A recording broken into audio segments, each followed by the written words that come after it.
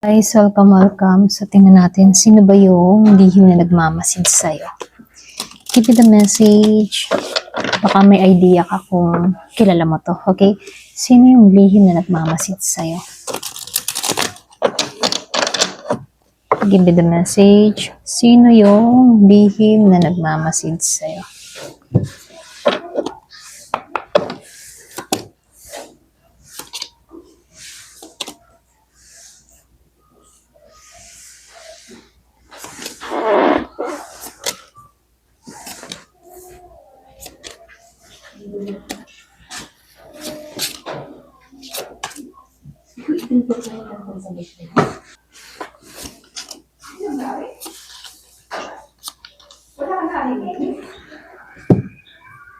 So, dito, meron akong nakikitang Gemini, Aquarius, and Libra, Virgo, Capricorn, Taurus, Scorpio, Cancer, and Pisces, Aries, Leo, and Sagittarius. So, halos lahat, start na tayo. So, dito, itong taong nagmamasid sa'yo, lumabas si King of Swords reverse, and si King of Pentacles upright doon, Kumbaga, siya yung tipo ng tao na matalino pero manipulative. Or siya yung tipo ng tao na hindi siya diretso magsalita. Pwedeng cold siya or marunong magtago ng tunay na nararamdaman or iniisip, Kumbaga dito, lumabas sa King of Pentacles. Lumalabas dito, stable siya sa buhay. Maaring may pera, trabaho, or pwede rin may posisyon. Mature yung energy niya ha. Posibleng mas matanda sa'yo. So, lumalabas sa Four of Swords reverse and the Ace of Swords reverse. Meron nung nakikitang hindi mapakali. Kahit tahimik siya. Externally, So, lumalabas dito, internally, iniisip ka niya palagi. So, dito, meron tong hindi masabi sa'yo, katotohanan. Meron siyang confusion or pwedeng meron siyang tinatago. Okay? Pwedeng tinatago niya yung katotohanan tungkol sa nararamdaman niya sa'yo. So, lumalabas din dito sa Knight of Cups and the Seven of Pentacles upright dito. Deep inside, romantiko to. May feeling siya sa'yo pero hindi niya pinapakita ng direkta or hindi niya pinapahalata. Pwedeng secret admirer or pwede meron lang nagkaka-interest sa'yo. So, nakikitaan ko dito, matagal na to nag-o-observe sa'yo. Hindi ito biglaan, pero lumalabas dito, pinag-iisipan niya lahat bago kumilos. Okay? So, dito, lumabas si Knight of Wands at itong si Six of Pentacles reverse. Talagang attracted to sa'yo.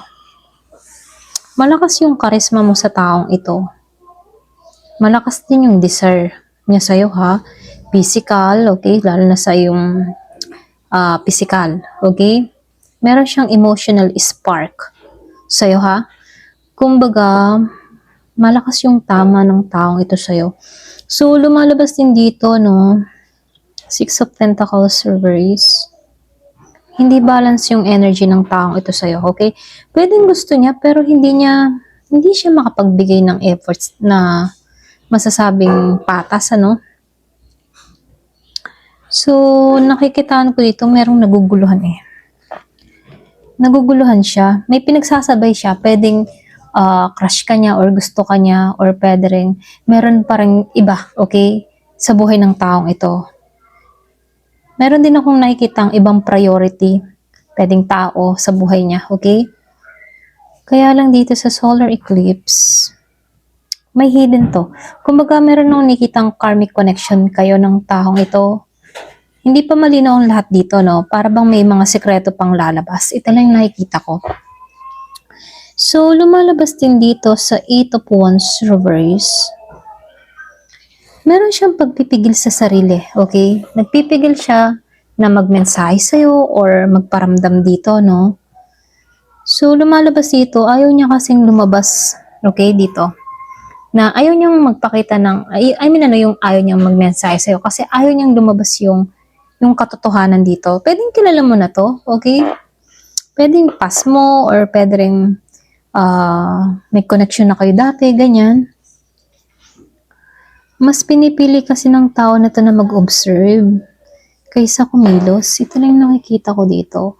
Then, sinabayan ng Three of Wands reverse and the Seven of Swords upright. Hindi to sigurado sa future niya, okay? Para bang hindi siya sigurado kung may future pa ba kayong dalawa na umabante, ganyan. So, may history kayo ng taong ito. Ito lang yung nakikita ko. So, nakikitaan ko lang dito, malinaw to, nagtatago siya. Maaaring hindi siya honest or may lihim siyang sitwasyon na pwedeng may sabit or hindi siya free. Okay? Pwedeng may asawa or may ka-live-in, ganon. So, nakikitaan ko dito, merong humahadlang, ganyan. So, nakikitaan ko dito, lihim siya nagmamasid sa'yo. Isang matured naman siya. Ito lang nakikita ko, matured naman siyang na lalaki or babae, no? Stable siya. May feeling siya pero hindi diretso. Tahimik lang pero matagal ka nang binabantayan. Okay? Posible may tinatagong sitwasyon or hindi pa available. Para bang pinipili niyang hindi magparamdam kahit gusto ka niya. Okay? So, malakas yung sign na kilala mo na talaga to. Kumbaga, hindi siya totally stranger. Pwede yung dati mong kausap, dati mong kakoneksyon sa work, friends, or someone na biglang naging tahimik sa buhay mo, ganun. Ito lang yung nakikita ko. So, tingnan natin kung sino siya exactly sa buhay mo. Sino siya exactly sa buhay mo? Past, lover ba? Or kaibigan, ka-worker, ganyan. Give me the message. Sino siya exactly sa buhay mo? Past lover ba? Ka-worker, kaibigan?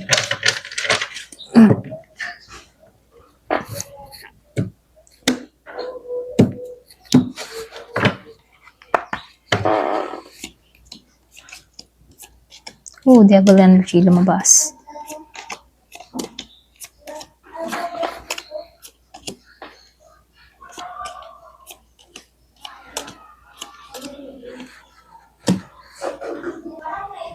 So, dito, lumabas si Two of Wands upright and the devil energy upright, Kumbaga, may connection kayo nito dati.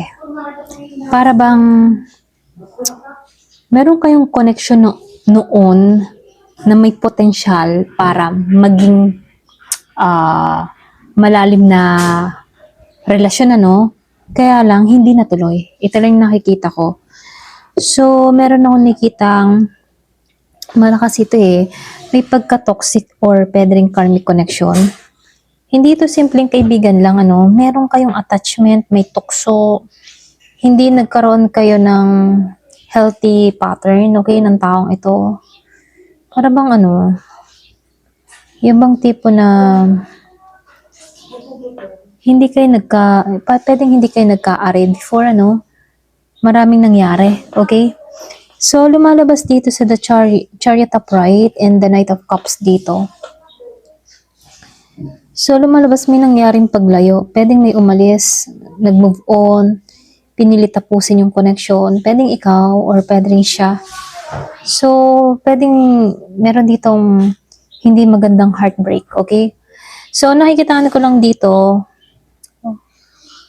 sa Knight of Cups and dito sa the story verse. Kumbaga dito, meron akong nakikitang panliligaw or pwedeng romantic gesture dati. Kaya lang hindi naging pure yung intention sa'yo, okay? Pwedeng sinubukan ka, tinesting ka ng taong ito. Kaya lang dito sa the story verse, nasira yung hope dito Nagkaroon ng disappointment. Pwede ikaw na-disappoint ka dito. Hindi natuloy yung inaasahan mo sa kanya. Ganon. Kaya dito sa Seven of Cups, Page of Pentacles, at dito sa Nine of Wands, nagkaroon ng kalituhan dito, okay? I mean, pwedeng maraming choices itong tao na to. Para bang marami siyang kausap, merong third party, hindi malinaw yung intention niya noon, ganyan dito. So, nakikitaan ko rin dito na hindi niya na-build itong connection niyo na maging stable, Hanggang simula lang yung nangyari dito. Walang solid na commitment, okay? Kaya pagdating sa Nine of Wands, napagod ka.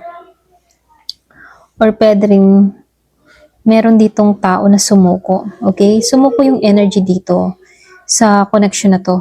Pwedeng ikaw or pwede rin siya.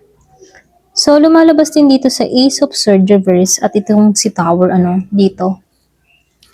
Kumbaga dito, meron akong nakitang dito na walang closure sa inyo eh. Okay? Parang meron na lang lumayo, na nahimik.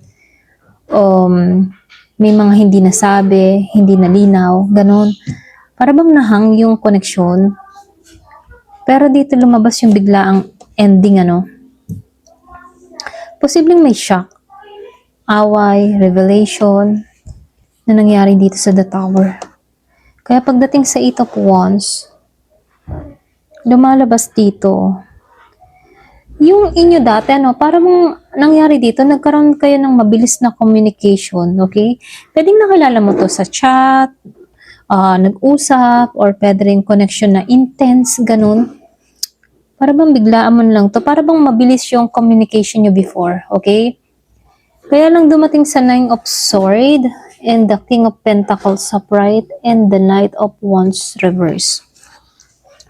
Lumalabas dito ngayon, meron akong nakitang unti-unting nire-release ang guilt or overthinking dito sa Nine of Swords, Pero nandyan ka pa rin sa isip ng taong ito, okay?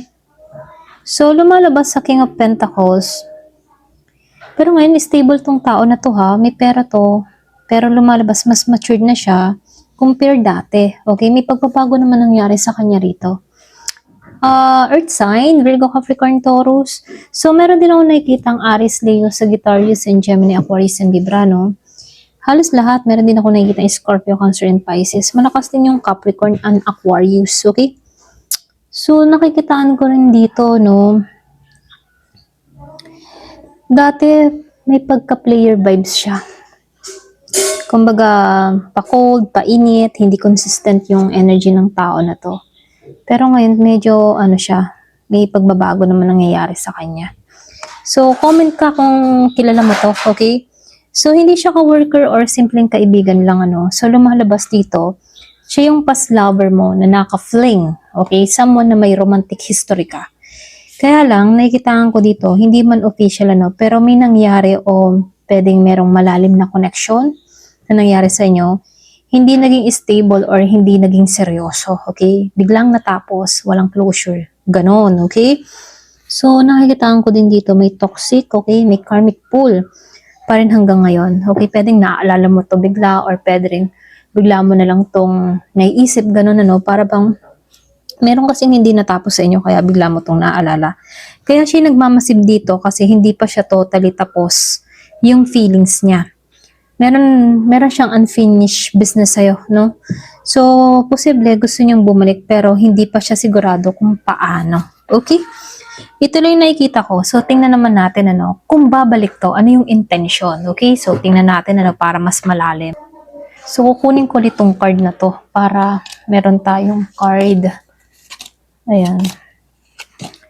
So, ngayon itatanong natin, kung babalik to, ano ba yung tunay na intention ng tao na to? Bakit nagmamasid sa'yo? Parang stalker energy siya rito, So, balasahin ko lang para maano natin yung energy niya. Ano yung tunay niyang intention sa'yo? Bakit nagmamasid siya? Give me the message. Ano ba yung tunay na intention? Give me the message. Ano yung tunay na intention?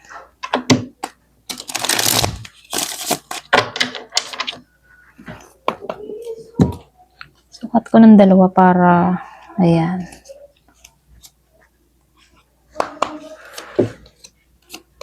Okay, sorry. Ano ba yung tunay na intention niya?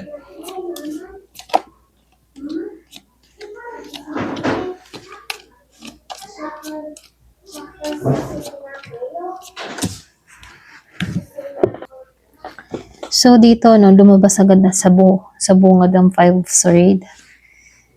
Kumbaga, yung intention ng tao na to, may ego pa rin to, Gusto niya kasi siya yung manalo or meron siyang gustong patunayan sa sarili niya rito.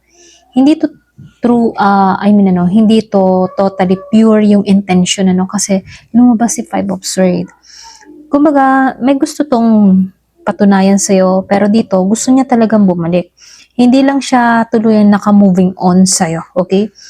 Pero hindi siya ready sa stable connection dito, sa Four of Wands, okay? Kumbaga, siya yung tipo ng tao na hindi siya ready sa mga pang long term, okay? May ganun siyang pag-ugali dito, Para bang mahirap parang bang tuso to. Alam mo yun? May pagkatuso yung energy ng taong ito. Para bang siya yung klase ng tao na meron lang siyang gustong patunayan sa'yo, okay? So, nakikitaan ko rin dito, sa Page of Wands upright and dito sa Seven of Wands reverse. Magpaparamdam to. Para bang flirty, casual, or pwede rin sabihin parang bagong simula yung approach niya dito. Kaya lang dito, may time na meron siyang panghihina ng loob dito. Madaling umatras kapag nahihirapan na. Kapag halimbawa, wala kang react, or halimbawa mag-message to, deadma ka, pwedeng panghinaan ng loob ng taong ito, okay? So, nakikitaan ko lang dito, sa ngayon, focus muna tong tao na to sa stability niya, sa pera niya, sa trabaho niya, sa sarili niya. Mas grounded siya kaysa sa dati, okay? So, nakikitaan ko rin dito sa Page of Cups reverse and dito sa Ace of Cups reverse. Parehong naka-reverse, okay? Kumbaga dito sa Page of Cups reverse, hindi kasi siya marunong mag-express ng kanyang emotion ng maayos dito. Immature pa siya sa pagdating sa love, okay? Pero pagdating sa kaperahan, matured siya. Pero pagdating sa larangan ng pag-ibig, medyo immature siya, okay? So, nakikitaan ko lang din dito, walang bagong solid emotional beginning sa taong ito. Black ang tunay na pagmamahal mula sa kanya, okay? Para bang hindi siya marunong mag-express ng totoong pagmamahal, okay? So, nakikitaan ko rin dito sa Queen of Cups and the Sun reverse. Parehong naka-reverse na naman, So, mabigat to. Kumbaga, hindi pa ito masasabing masayang relasyon, Kung ngayon, mangyari man ito, para bang may heaviness, may mabigat, okay? May mabigat siyang daladala, okay? Para bang ang bigat ng energy ng taong ito. Kailangan mo lang dito maging patient, or pwede rin habaan mo ang pasensya mula sa taong ito, okay? Kumbaga, huwag ka magmadali, okay? Ito lang yung mensahe sa'yo, Kasi mabigat yung energy ng taong ito. So, nakikitaan ko rin dito, kailangan mo ng yung bang tipo na pag bumalik kasi ito, pwedeng hindi ka maging masaya eh. Ito lang nakikita ko kasi mabigat na yung energy ng tao na to. Dito, hindi ka magiging masaya pag arean na karelasyon mo. Para bang meron ka ng history, so alam mo na ang ugali ng tao na to, ramdam mong hindi to magbabago, mga ganun, Kaya mabigat lang yung daladala ng taong ito sa'yo, okay? So, nakikitaan ko rin dito sa Eight of Pentacles and the Three of Cups at dito sa Queen of Pentacles reverse. Kailangan itong mag-effort, okay, or magbago. Ito lang nakikita ko, Hindi ito automatic na magiging okay kayo. Kailangan ng taong ito na mag-effort talaga kung gusto ka talagang makuha ng tao na to. Okay? Kaya lang, pwede kayong magsimula sa communication dito. Bonding, casual na pagkikita, ganyan. Pero dito, sinasabihan ka dito, mag-ingat ka. Ikaw yung pwedeng madrain, okay? Or maubos kung papasok ito muli sa buhay mo, Pwede kang madrain, pwedeng may ano lang siya para bang ang bigat ng aura ng tao nito or ang bigat ng energy niya. Pwedeng pakaramdam mo, sasakit lang yung ulo mo sa kanya pag, alam mo yun, pag nakasama mo siya, okay? So, ito lang nakikita ko dito, Pero itong tao na to, may feeling siya, pero halo kasi ng ego, hindi pure yung love, okay?